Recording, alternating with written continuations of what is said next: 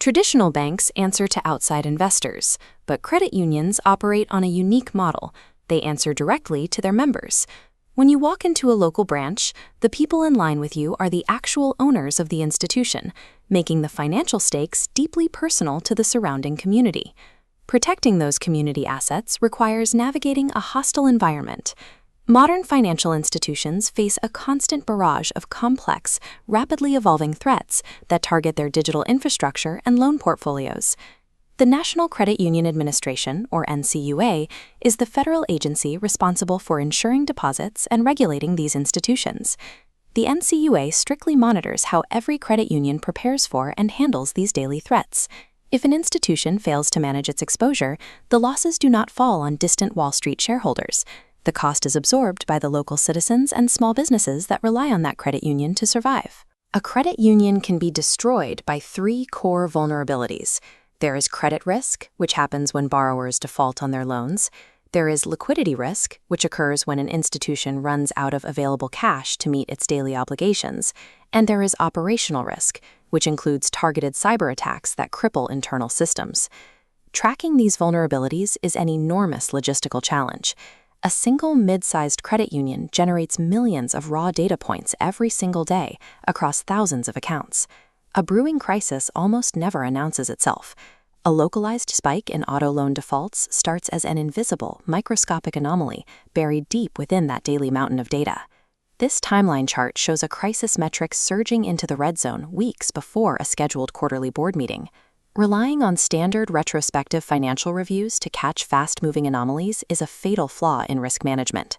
By the time that localized spike finally appears on a traditional quarterly financial statement, the capital has already been lost and the damage is entirely irreversible. To survive, institutions rely on a formal risk management framework. This is a continuous, systematic engine designed to identify, assess, mitigate, and monitor these organizational threats in real time. Historically, tracking institutional risk moved at a glacial pace. Analysts relied on manual entry to record financial health, physically writing data into physical ledgers. Even as early digital systems evolved to process higher volumes of information, the sheer amount of incoming data remained a massive logistical hurdle for analysts. Today, the hurdle is psychological. A ground-level risk team can successfully identify an impending cyber threat, but if the busy executives reading the summary do not understand the technical details, the entire defense system fails. This disconnect creates information asymmetry. Information asymmetry is a dangerous reality where the board of directors operates at a high altitude, making decisions while disconnected from the raw ground floor data. Spotting a critical vulnerability in the server room is entirely useless if the people with the authority to deploy defensive resources are blind to the problem. For an incoming intern, board-level reporting functions as the institution's primary management system. It serves as the vital translation mechanism that converts millions of complex ground-level data points into clear, actionable executive oversight. This animation shows how a properly designed report strips away the daily noise. It isolates specific vulnerabilities and models future disaster scenarios so leadership can see exactly what is coming. Once that translated information reaches the boardroom table, it acts as a formal mechanism.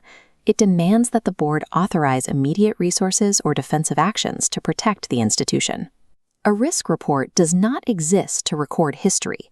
It exists to actively force an organization's leaders to secure its future. Handing a board of directors a 100-page, uncurated data dump actually hides the risk rather than exposing it. This creates information saturation, overwhelming the reader with noise and obscuring the actual threats.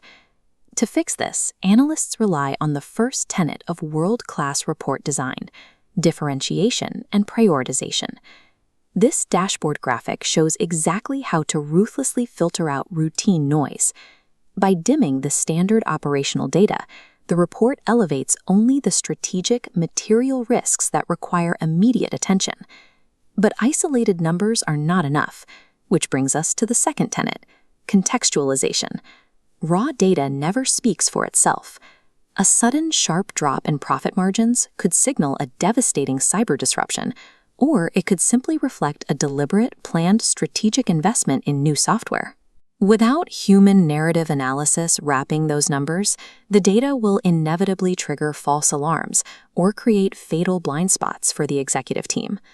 The final piece of the reporting architecture is the third tenet: actionability and escalation protocols. This chart shows how a high-functioning report removes ambiguity. It explicitly tells the board whether to monitor a situation or immediately intervene. Once that threshold is crossed, the board's hand is forced. They are legally required to take action to mitigate the specific threat.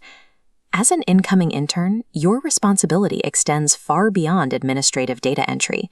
You are designing the early warning radar for the entire credit union, constructing the psychological lens through which the board views reality. As an insight and reporting professional, you serve as the ultimate bridge between a hidden threat and a saved institution.